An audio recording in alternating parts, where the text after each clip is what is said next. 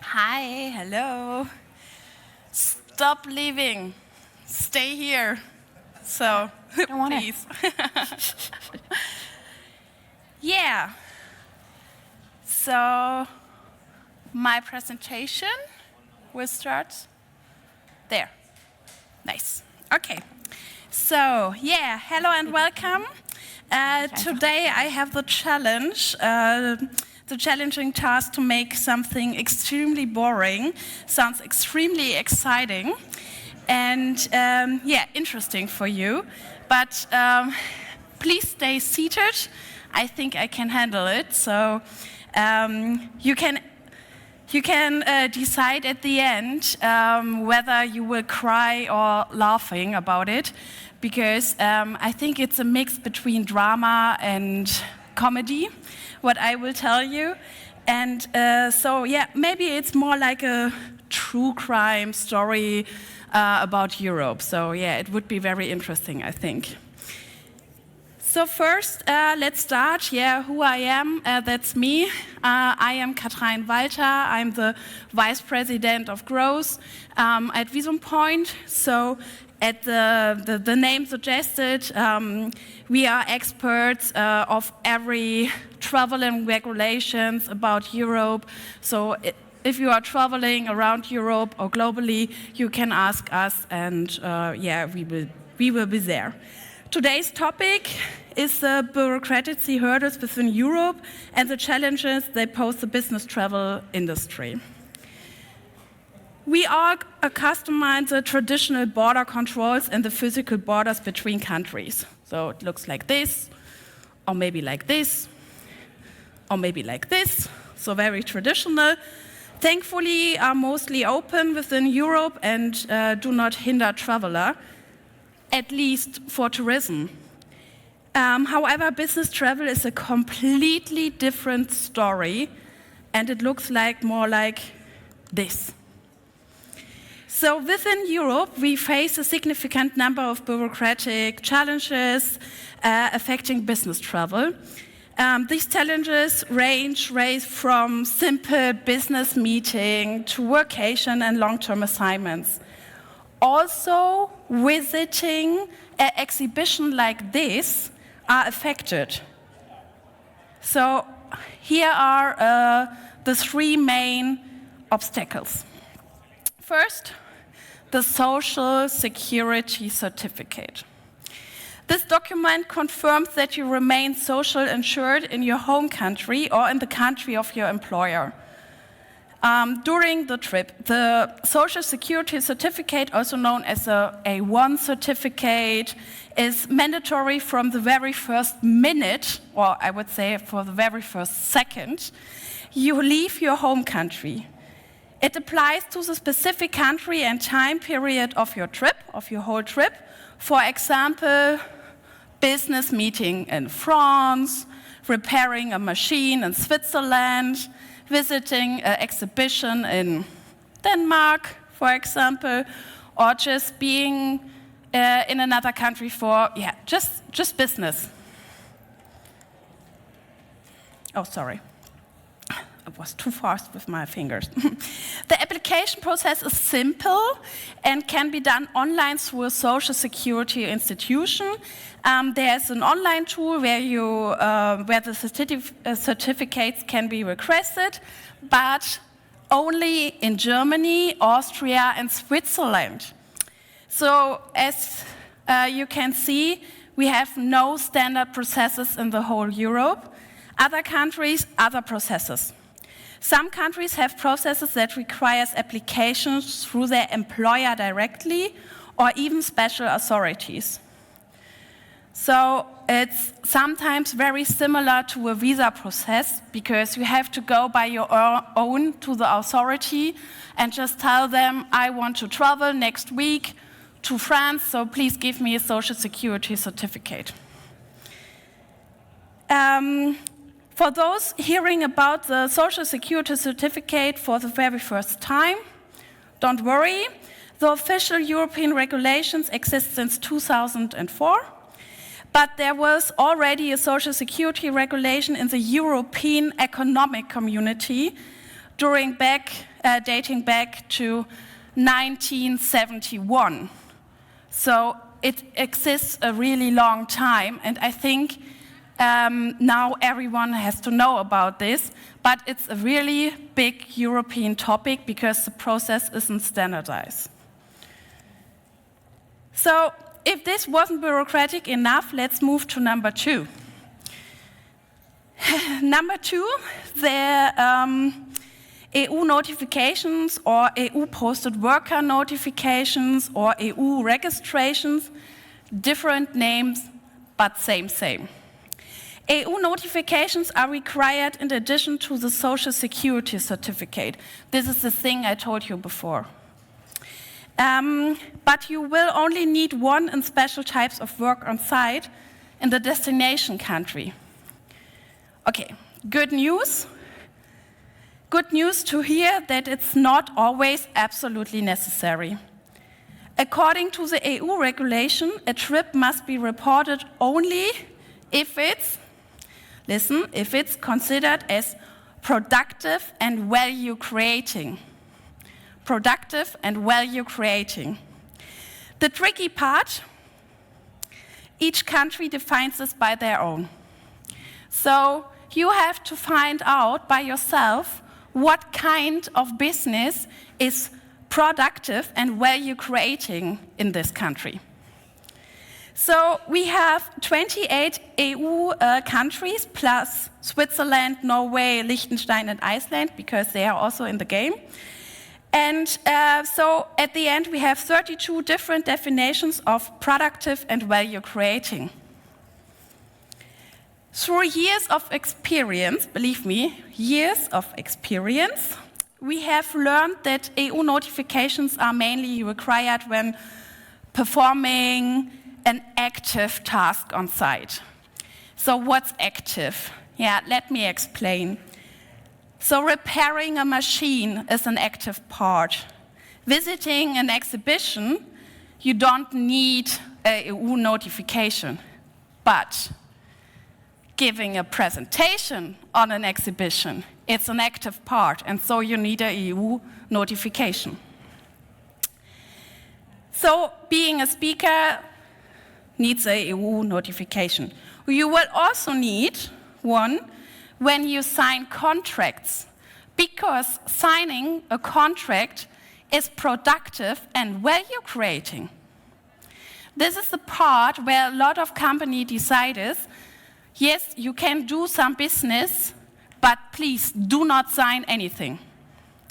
If you have to sign a contract, just send it via email or something like this, or maybe post mailing, so you can sign it directly, but not in the country.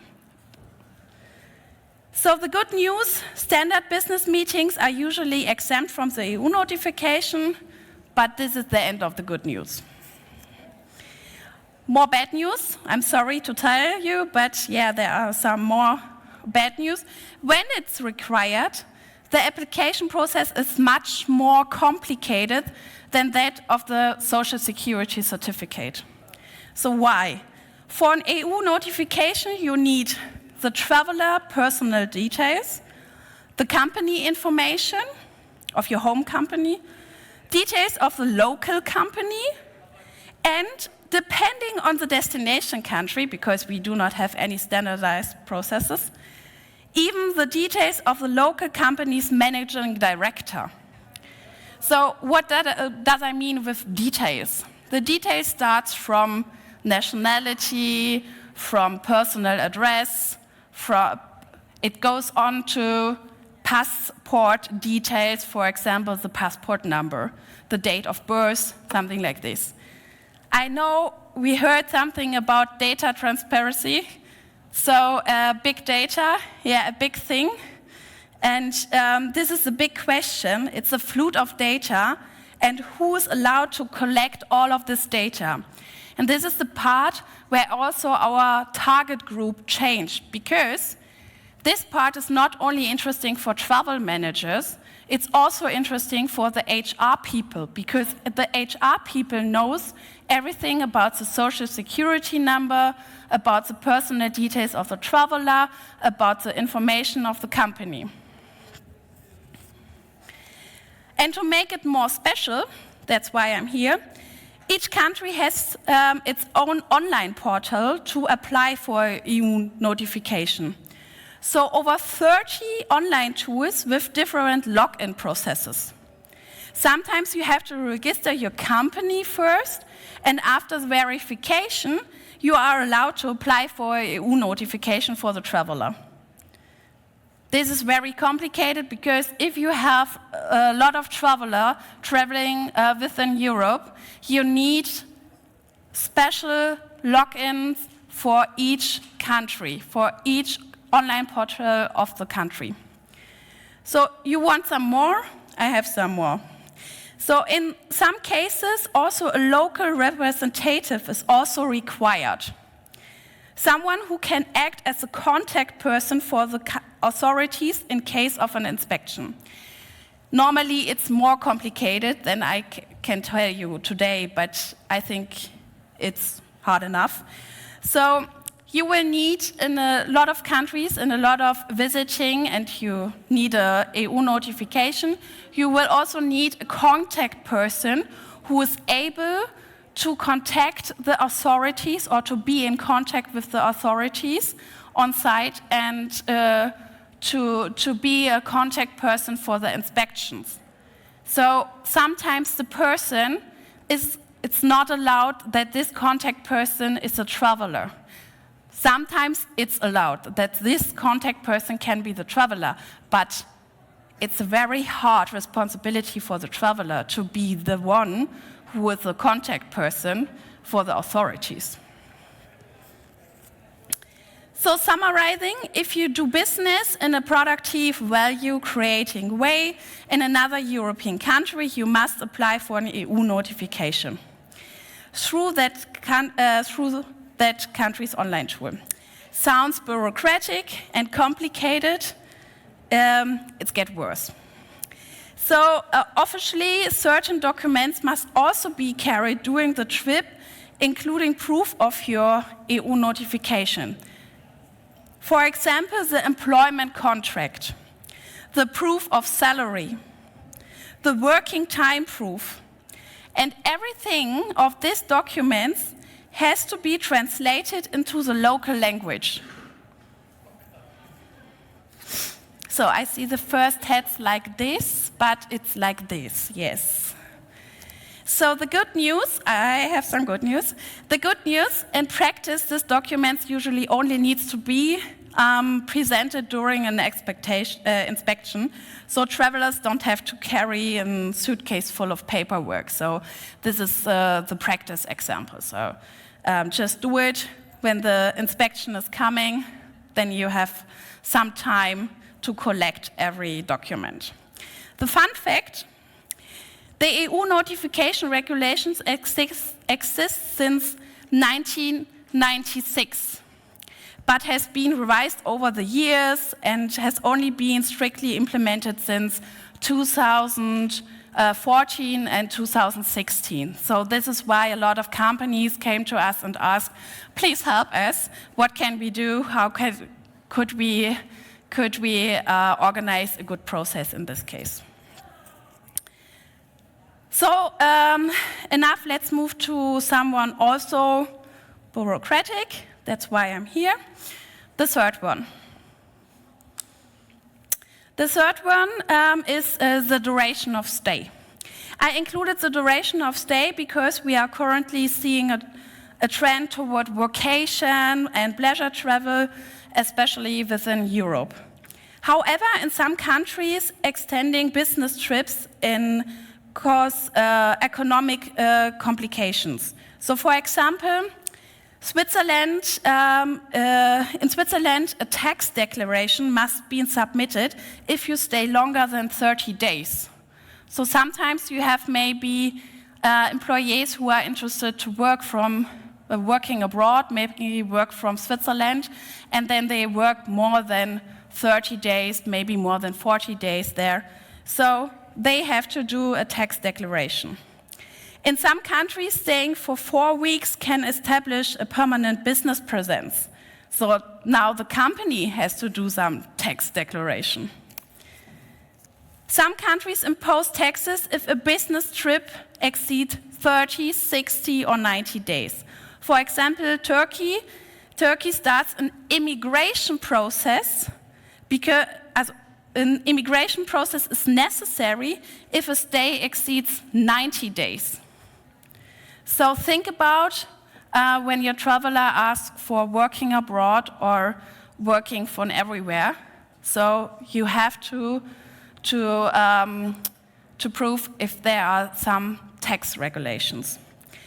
This is why many companies now classify countries into different risk categories. So taxes is also a risk now. And different risk categories, and adjust their internal vacation policies, so vacation or business pleasure traveling, accordingly. All these challenges depend mainly on the length of stay and, very important, the activity on site.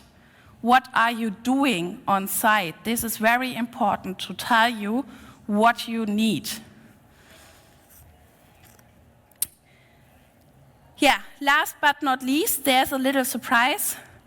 I put last one here. Bureaucratic hurdles don't only apply to travelers within Europe. A new system called ETIAS, is expected to launch this year. It's expected, but yeah, I just say it's expected. To launch this year, it will function as an electronic visa for non-EU nationalities traveling to the EU. So if you are a non-EU nationality and you want to make some business and some business here in Europe, you have to apply for the ETIAS. At the moment, we are not able to give some more information because they just want to start this year, and we have to wait because the experience says, let's wait until the start, and then we can see what will happen. So these were all the steps required before a business trip.